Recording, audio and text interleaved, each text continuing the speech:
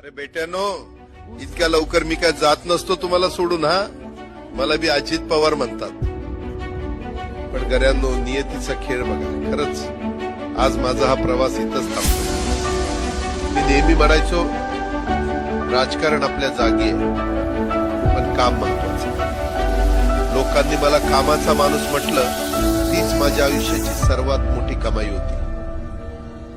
आज निरोप घेताना मन खूप जड आहे, पण एक समाधान आहे की शेवटच्या श्वासापर्यंत मी तुमच्यासाठीच धावत होतो. मी तुम्हाला शब्द दिला होता, जोपर्यंत माझे हातपाय चालतात तोपर्यंत तुमचं भलं करण्यासाठी मी झटत राहील. नियती बघा कशी असते.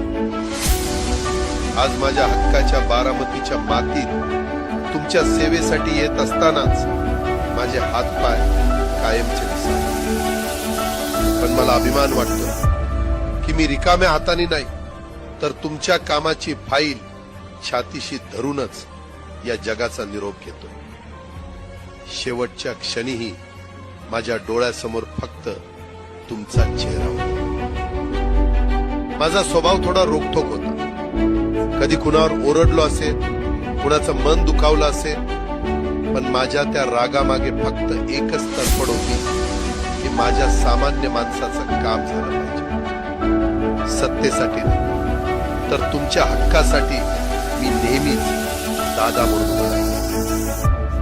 आता मी निरोप घेतोय, पण महाराष्ट्र थांबता कामा नये. माझी जबाबदारी आता मी तुमच्यावर सोपवतोय. राजकारण करा, पण विकासाची गती थांबू देऊ नका. जाता जाता माझ्या शैलीत डोळे पुसून शेवटचं सांगतो, आता रडत बसू नका. उठा आणि कामाला लागा. माझा महाराष्ट्र आपल्याला अजून खूप पुढे न्यायचा. तुमचाच कामाचा माणूस अजितदादा.